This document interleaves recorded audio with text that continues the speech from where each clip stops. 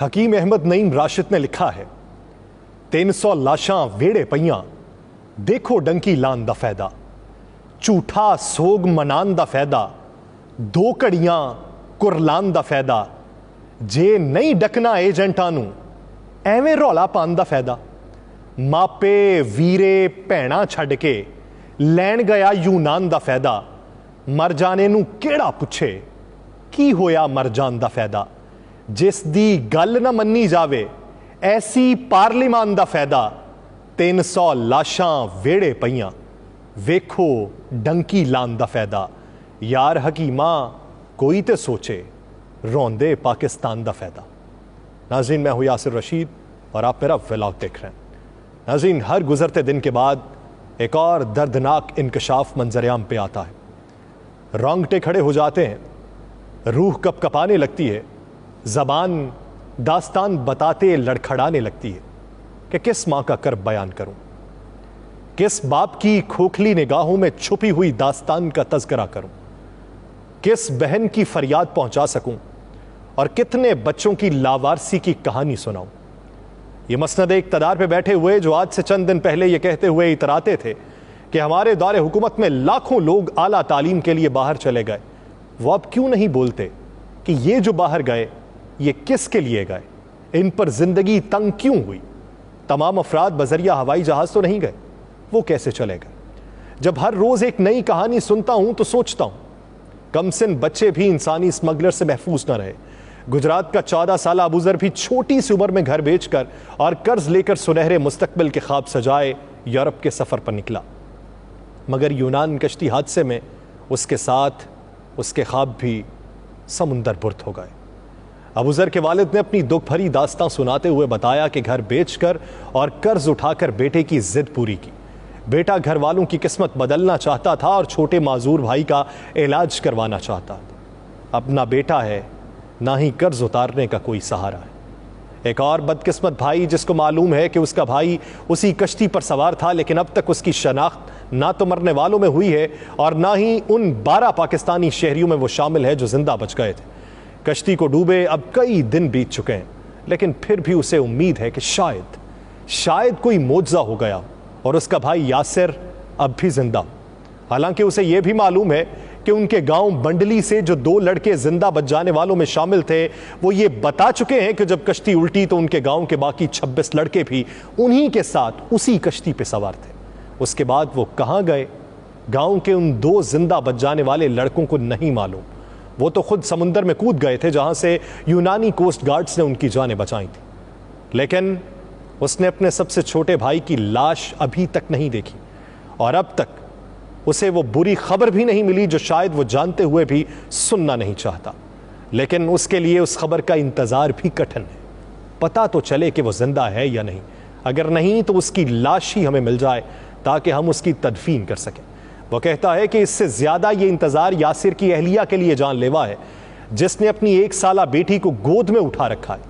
ان کا بڑا بیٹا 3 سال کا ہے جو گھر کے آنگن میں دوسرے بچوں کے ساتھ کھیل رہا ہے اور اس کو یہ بھی نہیں معلوم کہ گھر کے باہر لگے شامیانے کے نیچے لوگ کیوں آ کے بیٹھ رہے ہیں اور اس کے باپ کا تذکرہ کیوں کر رہے ہیں۔ بنڈلی آزاد کشمیر کے ضلع کوٹلی میں پاکستان اور انڈیا کی سرحد یعنی لائن آف کنٹرول کے بالکل ساتھ ہے۔ پہاڑوں کے دامن میں چھوٹے بھرے گھروں پہ مشتمل بنڈلی کے علاوہ چند اور دیہات بھی ہیں۔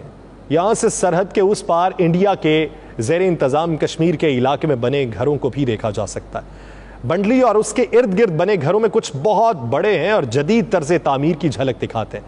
ان کو دیکھ کے لگتا ہے کہ ان کے مکین بڑے رئیس ہوں گے، لیکن کچھ گھر ایسے بھی ہیں جو 2 یا 3 کمروں پر مشتمل ہیں اور ان میں 2 اور 3 خاندان آباد ہیں۔ ان کی حالت سے محسوس ہوتا ہے کہ ان میں رہنے والے لوگ زیادہ خوشحال نہیں ہیں۔ ایک ایسا ہی گھر جو 4 بھائی اور 2 بہنوں پر مشتمل تھا، یاسر اس میں سب سے چھوٹا بھائی تھا۔ اس کے پاس صرف 5 کنال زرعی زمین ہے جس سے گزر بسر ہونا ناممکن ہے۔ 4 بھائیوں کو محنت مزدوری کرنا پڑتی تھی تو گھر چلتا تھا۔ کیا کرتے؟ بھوک سے مر رہے تھے۔ مزدوری کبھی ملتی تھی اور کبھی نہیں ملتی تھی، اور جو ملتی تھی اس سے گزر بسر نہیں ہوتا تھا، اور مہنگائی اتنی زیادہ ہو چکی تھی کہ گھر کا خرچ برداشت کرنا بھی مشکل ہو چکا تھا۔ اور ان کے سامنے ایسی مثالیں موجود تھیں جہاں انہی کے گاؤں منڈلی کے بہت زیادہ لوگ بیرون ملک گئے اور پھر ان کے حالات تبدیل ہو گئے. انہیں بھی یہی راستہ نظر آیا، لیکن یہ راستہ بہت خطرناک تھا. اس میں انسانی اسمگلروں کی مدد سے غیر قانونی طور پہ انہیں یورپ میں داخل ہونے کی کوشش کرنا تھی.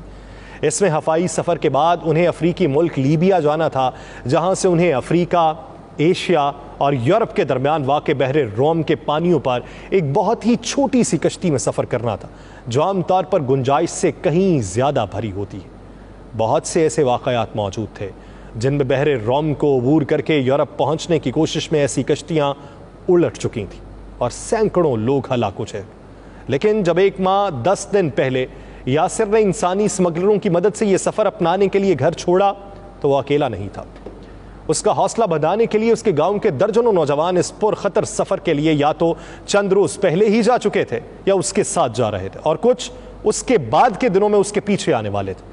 بحر روم میں یونان کے پانیوں میں ڈوبنے والی کشتی میں منڈلی گاؤں کے لگ بھگ 20 سے زائد مرد سوار ہونے کی اطلاعات ہیں. گاؤں کے انہی افراد میں 26 سالہ ایک ساجد بھی تھا. اس نے انٹرمیڈیٹ تک تعلیم حاصل کی تھی، لیکن اس کے بعد سے والد کے ساتھ ہاتھ بٹانے کے لیے قریب ہی واقع کھوئی رٹا شہر میں اپنی دکان پہ کام کرتا تھا. اس کی چھوٹی بہن BA کی طالبہ ہے، جسے اب تک یقین نہیں آ رہا کہ اس کا بھائی شاید اب کبھی واپس نہ آ سکے. وہ بات کرنے کے لیے تمام تر ہمت جمع کرنے کے باوجود بھی بات کرنے لگی تو پھوٹ پھوٹ کے رونے لگی. اس نے ایک انٹرویو میں کہا کہ میرے والد بلڈ پریشر کے مریض ہیں، ہم 2 بہنیں پڑھ رہی ہیں، وہ ہمارا بھائی ہمارے گھر کا سہارا تھا، اب ہم کیا کریں گے. اس کو بے بسی کے ساتھ شدید غصہ بھی ہے، اور غصے کا رخ ان انسانی اسمگلرز کی طرف ہے جو اس کے بھائی کو ورغلا کے لے گئے. وہ کہتی ہے کہ یہ سارا کیا دھرا ایجنٹس کا ہے. انہوں نے میرے بھائی کو سبز باغ دکھائے. وہ اپنے بہتر مستقبل کے لیے یورپ کی طرف جانا چاہتا تھا اور اپنی جان کی بازی ہار گیا. یہ انسانی اسمگلرز کہاں سے اور کیسے ملتے ہیں؟ ایک بدقسمت باپ یہ بتاتا ہے کہ یہ اسمگلر زیادہ تر انہی کے علاقے میں ہوتے ہیں جنہیں سب جانتے ہوتے ہیں. وہ نوجوان لڑکوں کو راستہ دکھاتے ہیں کہ بغیر ویزے کے بھی یورپ جانا ممکن ہے اور وہاں جا کر ان کی زندگی تبدیل ہو جائے گی. وہ بدقسمت باپ بتاتا ہے کہ میں نے اپنے بیٹے کو بہت سمجھایا کہ یہ بہت خطرناک راستہ ہے، لیکن وہ بضد تھا.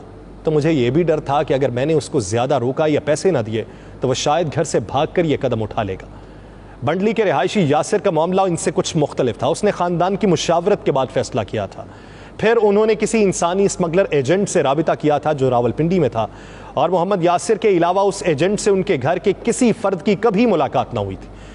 اس کے ساتھ بس فون پر ہی رابطہ تھا، اور اس کے بھائی کا کہنا ہے کہ میں نے اسے کبھی نہیں دیکھا، صرف میرے بھائی کو ہی علم تھا کہ وہ اس سے کیسے ملا.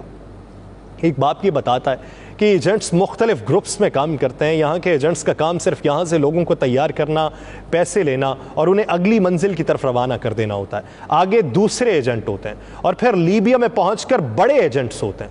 لوگ بتاتے ہیں کہ ان کے بھائی نے لگ بھگ 1 ماہ قبل خاندان والوں سے آخری ملاقات کی اور منڈلی سے اسلام آباد روانہ ہوا. اسلام آباد سے ایجنٹ نے اسے ٹکٹ دے کے جہاز پہ بٹھایا. اسی ٹکٹ پر انہیں اسلام آباد سے لیبیا تک کا سفر کرنا تھا، اور راستے میں جہاز کو پہلے دبئی اور پھر مصر میں رکنا تھا. ایک اور لاپتہ شخص کے رشتہ دار نے بتایا کہ لیبیا جانے کے لیے ایجنٹس نے انہیں کچھ پرمٹ دیا جو جعلی ہوتا ہے، اور اس پر لیبیا میں داخلہ غیر قانونی ہوتا ہے. لیکن لیبیا میں حکومت وغیرہ تو ہے ہی نہیں، اس لیے وہاں جانا آسان ہوتا ہے. اس لیے سارے ایجنٹس لیبیا ہی کا انتخاب کرتے ہیں. لیبیا پہنچنے کے بعد فون پہ اطلاع دی جاتی ہے تو پھر ایجنٹ کے ساتھ معاہدے کے مطابق انہیں 22 لاکھ روپے کی رقم یہاں پہ بھجوا دی جاتی. یہ پیسے انہوں نے مختلف لوگوں نے رشتہ داروں اور دوستوں سے ادھار لے رکھے تھے. لوگوں کا یہ خیال تھا کہ جب اس کا بھائی، اس کا بیٹا، اس کا باپ یورپ پہنچ کر کمانا شروع کر دے گا تو وہ تمام لوگوں کی رقم واپس کر دیں گے. لیکن اب وہ یہ کیسے رقم لوٹائیں گے انہیں معلوم نہیں ہے. بحیرہ روم میں ہوا کیا؟ عموماً اس قسم کے سفر پر 3 دن لگتے ہیں جن میں لوگ لیبیا سے یورپ پہنچ جاتے ہیں. جس کشتی پہ یہ لوگ سوار ہوئے تھے اس کو لیبیا سے نکلے 3 دن سے زیادہ گزر چکے تھے. ان کا اپنوں سے کوئی رابطہ نہیں تھا. رشتہ داروں نے پاکستان میں موجود ایجنٹس کو فون کیا اور معلوم کرنے کی کوشش کی کہ ان کے بیٹے بھائی کہاں ہیں. وہ پہلے تو ٹال مٹول کرتے کہ آج فلاں جگہ ہیں، کل فلاں جگہ ہیں، کل یورپ کے پانیوں میں داخل ہو جائیں گے. لیکن پھر ایک دن انہوں نے بھی اپنے فون بند کر دیے. اس کے بعد یونان سے کسی کے عزیز نے ان کو خبر دی کہ تارکین وطن کی لیبیا سے یورپ جانے والی کشتی کو حادثہ پیش آیا ہے اور وہ ڈوب گئی ہے. اس کے بعد خبریں آنا شروع ہوئیں، صرف 80 کے لگ بھگ افراد کی جان بچائی جا سکی تھی، جن میں صرف 12 پاکستانی شامل ہیں، ان میں سے 2 کا تعلق بنڈلی سے تھا، لیکن وہ نہیں ہیں جن کی کہانی میں اوپر سنا چکا ہوں۔ بہت سے لوگ، خاندانوں کو ایک مبہم سی امید ہے کہ شاید ان کے پیارے اس کشتی میں سوار ہی نہ ہوئے ہوں، لیکن بنڈلی کے 2 زندہ بچ جانے والوں نے اپنے پیغامات میں بتایا ہے کہ وہ ان کے ساتھ ہی کشتی میں سوار تھے، اور ان کے مطابق بنڈلی سے تعلق رکھنے والے 28 افراد اس کشتی میں سوار تھے۔ کچھ نے اب بھی مکمل طور پہ امید نہیں چھوڑی۔ وہ کہتے ہیں کہ انتظار کی اذیت برداشت کرنا اب ان کے لیے مشکل ہوتا جا رہا ہے۔ اگر ہمارا بھائی زندہ نہیں تو کم از کم ہمیں اس کی لاش مل جائے تاکہ ہم اس کی تدفین کر پائیں۔ وہ کہتے ہیں کہ تمام تر حقائق اس بات کی طرف اشارہ کرتے ہیں کہ ان کے بھائی کے زندہ بچ جانے کی امید کم ہے، لیکن وہ جب تک خود اپنی آنکھوں سے نہیں دیکھ لیتے وہ امید پر قائم ہی رہیں گے۔ بہت سے حکام یہ بتاتے ہیں کہ جو پاکستانی اب تک لاپتہ ہیں انہیں واپس لانے میں وقت لگے گا۔ کمشنر میرپور چودھری شوکت علی، انہوں نے بتایا کہ میرپور ڈویژن سے لگ بھگ 23 ایسے افراد ہیں جن کے بارے میں مصدقہ اطلاعات ہیں کہ وہ کشتی میں سوار تھے، ان میں سے صرف 2 زندہ بچے، باقی افراد کے زندہ بچنے کے امکانات اب نہ ہونے کے برابر ہیں۔ ان کا کہنا ہے حکومت جلد متاثرہ خاندانوں کے افراد کی DNA سیمپلز جمع کرنے کا عمل شروع کر رہی ہے، اور یہ سیمپلز یونان بھجوائے جائیں گے جہاں مردہ حالت میں ملنے والوں کے ساتھ ان کو میچ کیا جائے گا۔ اگر ان کے DNA میچ ہو گئے تو پھر ان کی لاشوں کو پاکستان لانے کے عمل کا آغاز ہوگا، اور اس تمام عمل میں کئی دن لگ سکتے ہیں۔ اس وقت تک لگ بھگ 20 سے زیادہ خاندان بے بسی، یہ کشمیر کی بات کر رہا ہوں، مایوسی اور ایک مبہم سی امید کے دھانگے سے بدھے ہوئے ہیں کہ کیا ہمارا بچہ بچ جائے گا۔ تو سوال یہ کہ کیا کوئی باقی بھی بچا ہے؟ پاکستان کے اندر سے بہت سے لوگ ایسے ہیں جو گزشتہ 6 ماہ 8 ماہ 9 ماہ سے گئے ہوئے ہیں، اور کسی کو یہ نہیں معلوم کہ اس کشتی میں کون سے لوگ سوار تھے جو لیبیا میں 6 ماہ پہلے موجود تھے، 9 ماہ پہلے موجود تھے، 3 ماہ پہلے موجود تھے، 1 ماہ پہلے موجود تھے، یا جو حالیہ لیبیا پہنچے۔ کسی کو کچھ نہیں معلوم۔ جس کا رابطہ منقطع ہے وہ یہی سوچتا ہے کہ ہمارا جو شخص تھا وہ شاید اسی کشتی کے اوپر سوار تھا، اور اب اس سے مختلف جو ذہنی اختراع ہے وہ اس وقت جنم لے رہی ہے۔ تو ایک خبر جب اسی تناظر کے اندر حکومت پاکستان نے اقدامات اٹھائے، سفارت خانہ پاکستان جو لیبیا کے اندر موجود ہے یا یونان کے اندر موجود ہے، اس نے جانچ پڑتال کرنے کی کوشش کی، تو کچھ حقائق منظر عام پہ آئے کہ لیبیا کی جیلوں میں 28 پاکستانی ایسے ہیں جن کے قید ہونے کا انکشاف ہوا ہے۔ تمام افراد کا تعلق آزاد کشمیر کے علاقے کوٹلی سے۔ تمام نوجوان 9 ماہ سے لیبیا کی جیل میں قید ہیں۔ پاکستانی نوجوان اسی طریقے سے ڈنکی لگا کے لیبیا گئے، لیبیا سے اٹلی جاتے ہوئے انہیں پولیس نے گرفتار کر لیا۔ ایجنٹس نے تمام نوجوانوں سے فی کس 30 لاکھ روپے وصول کیے تھے۔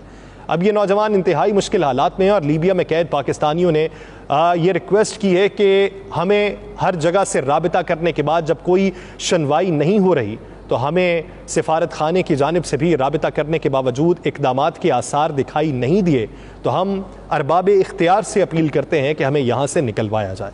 اب اس پہ بہت سے لوگ اس سوچ بچار میں ہیں کہ شاید ہمارا بھائی ان میں موجود ہوگا، شاید ہمارا بیٹا ان میں موجود ہوگا، لیکن یہ تو 9 ماہ سے قید ہیں۔ یہ تو پرانے لوگ جو ہیں ان کی آس بحال ہو رہی ہے، جو ابھی قریب ہی کی اطلاعات موصول کر چکے ہیں اور گھر کے باہر شامیانے لگا چکے ہیں۔ ان کی آس، امید کب تک قائم رہے گی؟ کیونکہ امید پہ تو دنیا قائم ہے، لیکن یہ حکومت کیا ریاست یا ماں کا کردار ادا کر رہی ہے؟ اس حکومت کو خود اس کا اندازہ ہوگا۔ مجھے دیجیے اجازت، اللہ کے بعد۔